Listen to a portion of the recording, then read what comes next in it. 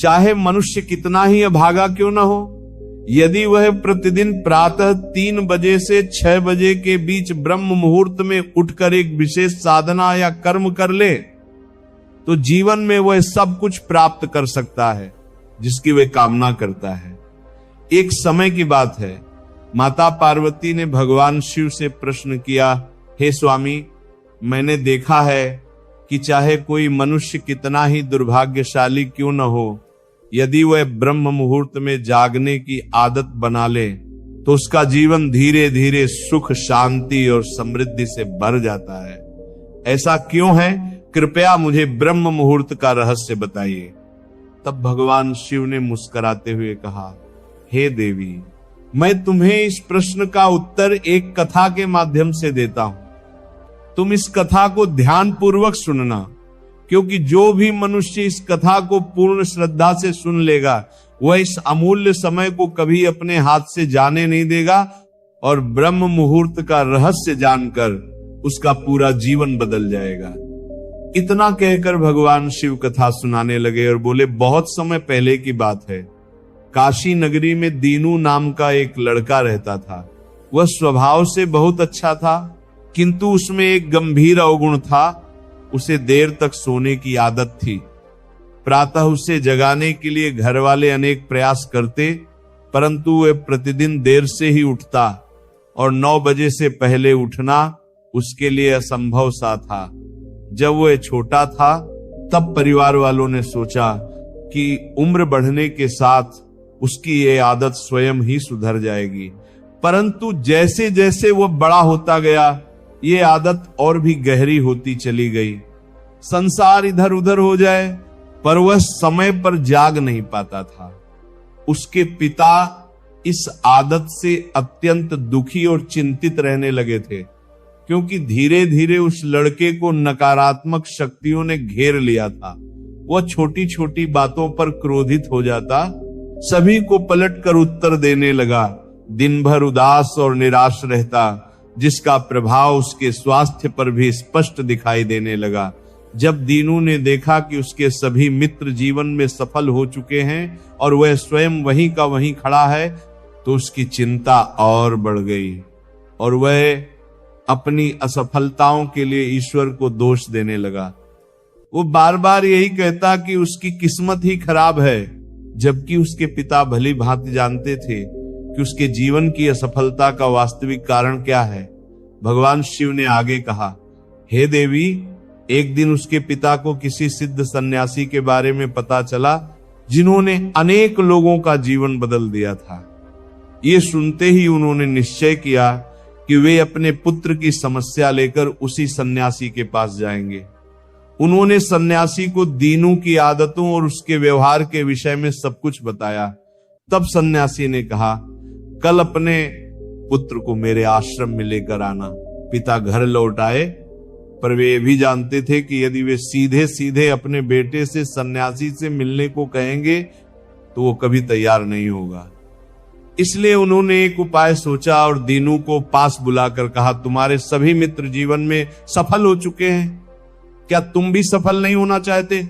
ये सुनकर लड़के ने उत्तर दिया, जरूर पिताजी, मैं भी सफल होना चाहता हूं, लेकिन जब भी मैं अपने मित्रों से उनकी सफलता का रहस्य पूछता हूं वे मुझे कुछ भी स्पष्ट रूप से नहीं बताते। भगवान शिव ने कहा, हे देवी, फिर उस बालक के पिता ने उससे कहा कि अब मुझे ये रहस्य समझ में आ गया है कि तुम्हारे सभी मित्र जीवन में क्यों सफल होते जा रहे हैं। यह सुनकर वह लड़का बड़ी उत्सुकता से बोला, पिताजी, क्या सच में आपको पता चल गया है? कृपया मुझे भी बताइए। तब उसके पिता ने कहा, कल प्रातः तुम्हें एक सिद्ध सन्यासी के आश्रम में जाकर उनसे मिलना है। यदि तुम वहां समय पर पहुंच गए तो वह सन्यासी तुम्हें ऐसा मंत्र बताएंगे जिससे तुम जीवन में सफल हो सकोगे, किंतु इसमें एक समस्या है। यह सुनकर लड़के ने पूछा, पिताजी, वो समस्या क्या है?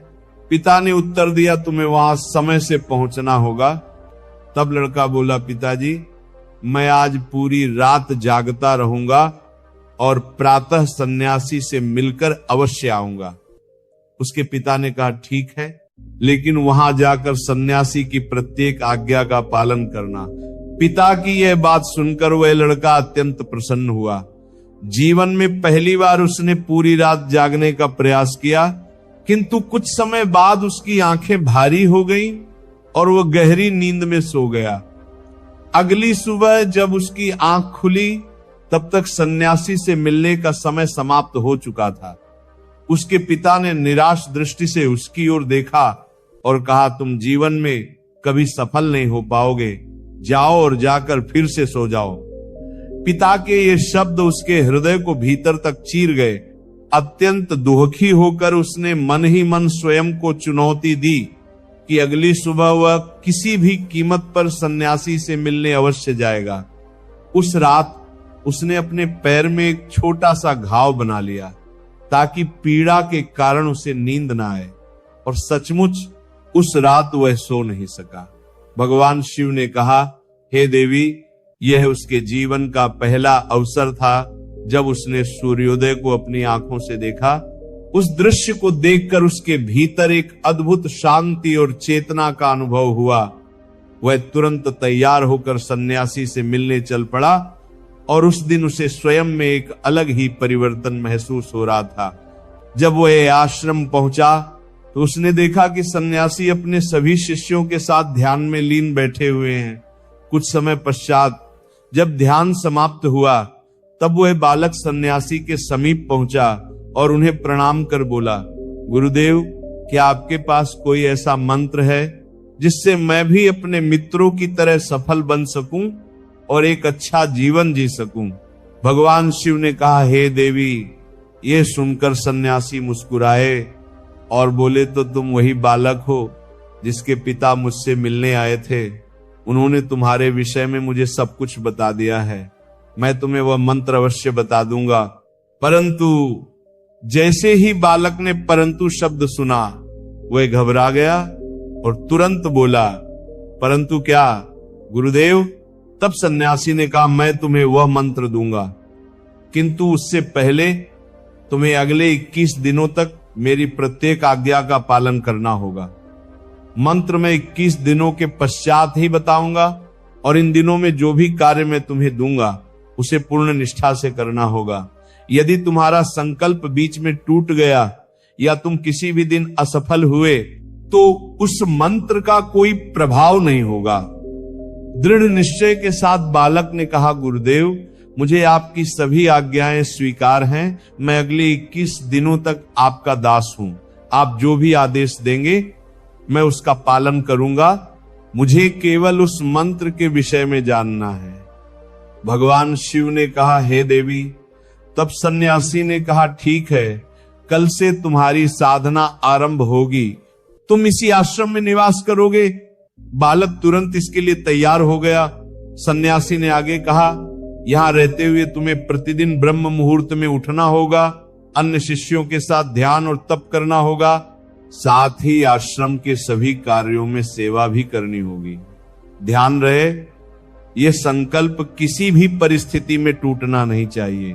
भगवान शिव ने कहा, हे देवी। अब वह बालक सन्यासी की बातों से सहमत हो गया और अगले दिन से उसके कार्य और साधना के दिन आरंभ हो गए। इस बार उसने दृढ़ निश्चय किया था, किंतु 1 सप्ताह बीतते ही उसका संकल्प डगमगा गया और 8वें दिन वह देर तक सोता रहा। जब उसकी नींद खुली तो उसे तुरंत अपनी भूल का एहसास हुआ और वह व्याकुल होकर बोला कि मुझसे कितनी बड़ी गलती हो गई। वह रोता हुआ सन्यासी के पास पहुंचा और बोला, हे गुरुदेव, मेरा संकल्प टूट गया। अब मैं जीवन में कभी सफल नहीं हो पाऊंगा। तब सन्यासी ने उसे शांत स्वर में समझाते हुए कहा, वत्स, गिर जाना सफलता नहीं है। गिरने के बाद उठने से इनकार करना असफलता है। तुम एक बार फिर से आरंभ करो और नया संकल्प लो। तब उस लड़के ने सन्यासी से प्रश्न किया, गुरुदेव, प्रातः उठना इतना आवश्यक क्यों होता है और यहां सभी लोग इतनी जल्दी क्यों जाग जाते हैं? भगवान शिव ने कहा, हे देवी। तब सन्यासी ने उसे समझाते हुए कहा कि ब्रह्म मुहूर्त में जागने के पीछे गहरा विज्ञान और रहस्य छिपा है। यह सुनकर लड़के ने निवेदन किया, कृपया मुझे वह विज्ञान समझाने की कृपा करें। तब सन्यासी ने कहा, रात्रि को 4 पहरों में विभाजित किया गया है। पहला पहर रुद्रकाल कहलाता है, जिसका समय सायं 6 बजे से रात्रि 9 बजे तक होता है। दूसरा पहर राक्षस काल होता है, जो रात्रि 9 बजे से 12 बजे तक रहता है। तीसरा पहर गंधर्व काल कहलाता है, जिसका समय रात्रि 12 बजे से 3 बजे तक होता है। और अंतिम पहर मनोहर काल होता है, जिसे ब्रह्म मुहूर्त अथवा अमृत बेला भी कहा जाता है, जिसका समय प्रातः 3 बजे से 6 बजे तक होता है। ये वह काल होता है जब संसार की अधिकांश नकारात्मक शक्तियां निष्क्रिय अवस्था में होती हैं और सकारात्मक शक्तियां पूर्ण रूप से सक्रिय होती हैं।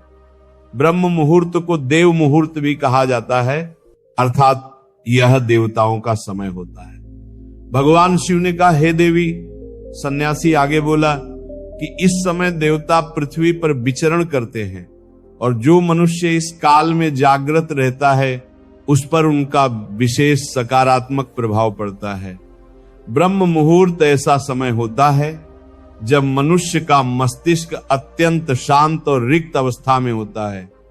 उस समय कोई अनावश्यक विचार नहीं होते और यदि व्यक्ति इस समय अध्ययन करता है तो वह ज्ञान शीघ्र ग्रहण करता है और वह लंबे समय तक स्मृति में बना रहता है। ये वो समय है जब ज्ञान को केवल याद नहीं किया जाता बल्कि उसे गहराई से समझा जाता है। इसी कारण आश्रम के सभी शिष्य तथा संसार के अधिकांश ज्ञानी लोग ब्रह्म मुहूर्त में ही जागते हैं। प्राचीन काल में जब कृत्रिम प्रकाश का कोई साधन नहीं था, तब लोग सूर्यास्त के साथ अपने दिन का समापन और सूर्योदय के साथ दिन का आरंभ करते थे। यही वह विधि थी जिससे मानव जीवन प्रकृति के साथ सामंजस्य बनाकर चलता था। भगवान शिव ने कहा, हे देवी। तब उस लड़के ने कहा कि गुरुदेव, मैं कल से अपना संकल्प पुनः आरंभ करूंगा, किंतु कृपया ये बताइए कि ब्रह्म मुहूर्त में उठकर मुझे क्या क्या करना चाहिए। तब सन्यासी ने कहा, ठीक है, मैं तुम्हें बताता हूं कि ब्रह्म मुहूर्त में क्या करना चाहिए और कैसे करना चाहिए। सबसे पहले जागकर धरती माता पर पांव रखने से पूर्व उन्हें प्रणाम करना चाहिए। फिर अपनी दोनों हथेलियों को देखकर ईश्वर को धन्यवाद देना चाहिए कि उन्होंने तुम्हें आज का सूर्योदय देखने का अवसर दिया। इसके पश्चात नित्य कर्म और स्नान करना चाहिए, जिससे केवल शरीर की ही नहीं बल्कि मन की भी शुद्धता होती है। स्नान के बाद ध्यान की प्रक्रिया होती है। ब्रह्म मुहूर्त में किया गया ध्यान अत्यंत प्रभावशाली होता है और जब किसी विशेष मनोकामना की पूर्ति के लिए साधना की जाती है तो इसे 21 दिनों तक निरंतर किया जाता है। ये वही समय होता है जब साधक अपने आज्ञा चक्र को सक्रिय करने का प्रयास करता है और यहीं से उसके जीवन में वास्तविक परिवर्तन आरंभ होता है। भगवान शिव ने कहा, हे देवी। आगे वह सन्यासी बोला कि आज्ञा चक्र दोनों भवों के मध्य स्थित होता है और इसे संकल्प का केंद्र भी कहा जाता है।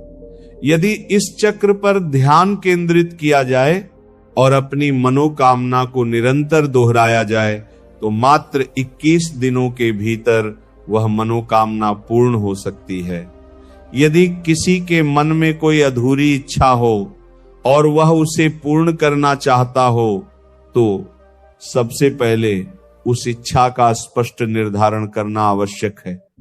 आपको वास्तव में क्या चाहिए, यह निर्णय दृढ़ता से लेना होगा। इसके पश्चात ध्यान की विधि आरंभ करनी चाहिए। ब्रह्म मुहूर्त में स्नान के बाद ऐसा स्थान चुनना चाहिए जहां शुद्ध वायु का समुचित प्रवाह हो, क्योंकि ध्यान के समय प्राणवायु का शुद्ध होना अत्यंत आवश्यक होता है। ध्यान की अवस्था में रीढ़ की हड्डी पूर्णतः सीधी होनी चाहिए और गर्दन भी सीधी रखनी चाहिए।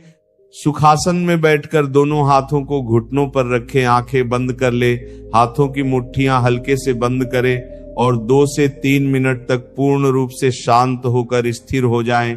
जब शरीर स्थिर हो जाए और श्वास प्रश्वास शांत हो जाए, तब अपना संपूर्ण ध्यान आज्ञा चक्र पर केंद्रित करें। इस दौरान लंबी और गहरी सांस लें। सांस को कुछ समय तक रोक कर रखें और उसी क्षण अपनी मनोकामना को मन ही मन दोहराएं। साथ ही अपने इष्ट देव, देवी देवताओं और गुरुजनों का स्मरण करें। भगवान शिव ने कहा, हे देवी। सन्यासी ने आगे बताया कि जब सांस को रोकना कठिन होने लगे, तब धीरे धीरे सांस को बाहर छोड़ दें। नासिका से सांस भरें और मुख से बाहर निकालें। इस प्रक्रिया को प्रतिदिन 3 से 4 बार दोहराना चाहिए। ऐसा नियमित रूप से करने से मनोकामना अवचेतन मन तक पहुंच जाती है और इच्छा पूर्ति का मार्ग शीघ्र खुल जाता है। आज्ञा चक्र के सक्रिय होने पर वह हमारी आज्ञा को पूर्ण करने लगता है। सांस को रोकने की अवस्था में शरीर एक प्रकार की सजग स्थिति में चला जाता है, जिससे व्यर्थ के विचार शांत हो जाते हैं। ब्रह्म मुहूर्त के समय ईश्वर की विशेष कृपा होती है और यदि कोई व्यक्ति इस समय श्रद्धा और विश्वास के साथ अपनी इच्छा का चिंतन करता है तो उसकी मनोकामना शीघ्र पूर्ण होती है। भगवान शिव ने कहा, हे देवी। इस प्रकार सन्यासी ने उस बालक को ब्रह्म मुहूर्त का महत्व समझाया। अगले 21 दिनों तक उस बालक ने पूर्ण श्रद्धा और समर्पण के साथ इस विधि का पालन किया। अब वह पहले की अपेक्षा अधिक अनुशासित, शांत और संतुलित स्वभाव का हो चुका था। जब उसने अपना 21 दिनों का संकल्प पूर्ण कर लिया, तब वह अत्यंत प्रसन्न मन से सन्यासी के पास पहुंचा और बोला, हे गुरुदेव, मैंने 21 दिनों का संकल्प पूर्ण कर लिया है। अब कृपया मुझे सफलता का मंत्र बताइए। तब सन्यासी मुस्कुराए और बोले, पिछले 21 दिनों से जो अभ्यास तुम करते आ रहे हो, वही तुम्हारी सफलता का मंत्र है। जो व्यक्ति ब्रह्म मुहूर्त में जागकर ध्यान की प्रक्रिया को सही विधि से करता है, वह जीवन में कभी असफल नहीं हो सकता। तुम्हें अब ब्रह्म मुहूर्त का रहस्य ज्ञात हो चुका है। इसे जीवन भर अपनाए रखना। तुम्हें जीवन के लक्ष्य भी प्राप्त होंगे और सफलता भी। उस बालक ने सन्यासी को कृतज्ञता सहित प्रणाम किया और ब्रह्म मुहूर्त के नियमों का जीवन पर्यंत पालन करने का संकल्प लिया।